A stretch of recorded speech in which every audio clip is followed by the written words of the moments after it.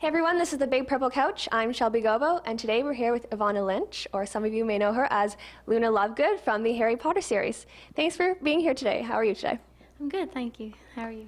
I'm great. I'm really excited. Huge Harry Potter fan. All right, so you said JK Rowling was one of your biggest inspirations. How did she inspire you? Just because of what she had done for the world, what she had done for me. Like I talked about it this morning, in that I was in this cycle, this negative cycle of thinking, and I was kind of obsessed with perfection. And the only thing that could take my mind off it was Harry Potter, and I just thought that was the greatest gift on earth, and it was such a huge relief.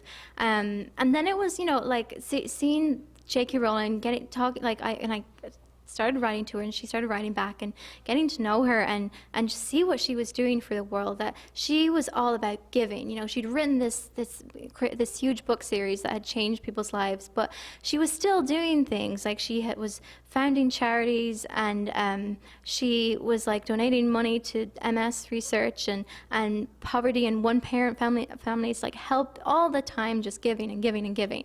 And so positive the whole time. Anytime you meet her, I've met her a few times, and she's so warm and so present, and she just makes you feel like you're important, and makes you feel like you're beautiful, and that you've something to contribute to the world. And yeah, she just inspires me, because she taught me that everyone has that. Every person in the world has something very individual, and they've all been on a different life journey through which they've gained wisdom, and that they should share it with the world, and be as generous as her.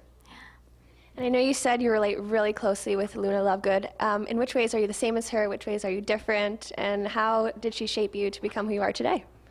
I think I used to be a lot different from her, like when I was younger, and that's like partly what I'm here to talk about, how I kind of overcame that I used to be very introverted and negative, and just like judgmental, hard on myself. But I also knew that I had this part of me that wanted to just be free and not care the way Luna was, and just be myself because it was fun, and not feel like I had to prove myself. So I worked hard to be more like her, and I wanted to embody some of those qualities. And I think nowadays, I'm more positive. I've sort of trained myself out of negative thinking. I'm able to catch myself when I start criticizing me, or when I start criticizing anyone. I'm able to turn it into something good and channel it into something positive and constructive. And yeah, it's just made me a more open-minded person, and as a result, like, I've met so many more people and done so many more things, and just made life a lot more fun. But the difference is that I still do have to catch myself, and I'm not as above it all as her, and I'm human, and sometimes I get negative and into spirals, and then I realize, okay, I need to pick myself up again and just regain that Luna-ness. Yeah. All right, there's millions of Harry Potter fans. How amazing was that feeling to know, because you yourself are a huge Harry Potter fan, you auditioned for the role, you get the role, and now you are essentially Luna. How was that experience, the filmmaking and becoming Luna? It has helped me, through things like having that obligation. I felt like, because I loved her so much, and because she helped me through so much, I was sort of protective of her, and I was like, it's the most important thing that I honor her, and I sort of impart her message to the world, and keep it intact and authentic. So and having even things like being on set for a few hours and wearing her clothes, and her clothes are bizarre, and they're so colorful, and they make you, when you first get in them, you're a bit self-conscious, and you're like, is everyone looking at me? But then being her, I was like, no, I don't have to care about them. It doesn't matter if anyone's looking. It doesn't have any bearing on me whatsoever. No effect at all. So it just that was important, and it changed me so much. And when I did that, when I let go and let myself be Luna and let my inner Luna out, I realized, oh, it's such a relief to not care and to just be yourself. I can't remember what the question was, but there we go. Did you find there was lots of pressure being in Hollywood? Yeah. it's only in the past year that I've done this, and I'm glad I only came here a year ago. I don't think I could have done it otherwise. But at first, I I came here and I was so naive, and I had a lot of good friends around me. But I kind of remember coming and being like, oh, everyone's so nice, everyone's so smiley, and then eventually I realized it's because everyone wants something. Everyone they're making connections and things, and that's wearing, and it makes you think like, oh, what have I got to show? What have I got to give? I've got to prove myself, and all that, and you start to feel inadequate, and you start to feel like you have to be more impressive than you are. So it is pressure. But then I'm just grateful that I had the experience of playing Luna and of meeting JK Rowling to tell me that, no, you're fine as you are. You don't need to be anything more or less than you are. Just be yourself, and that's just going to have to do. So, yeah, it helps me. It helps me do red carpet events. And like, if there is part of you that wants to just say, screw it all, I just want to leave. I don't want to put myself up for scrutiny. But then again, like, I have things that I want to do in the world, and I have messages that I want to tell people and things like this, and having the attention and keeping up a high profile, it gives you this opportunity. So I am grateful for that. And so, yeah, I go out and do those events and play the game, but always remember like who I am, I guess. It's so great. You've become such an inspiration. You're using this new power that you have to send a positive message, and I know you're a big part of the Harry Potter Alliance. Could you just tell us a little bit about that?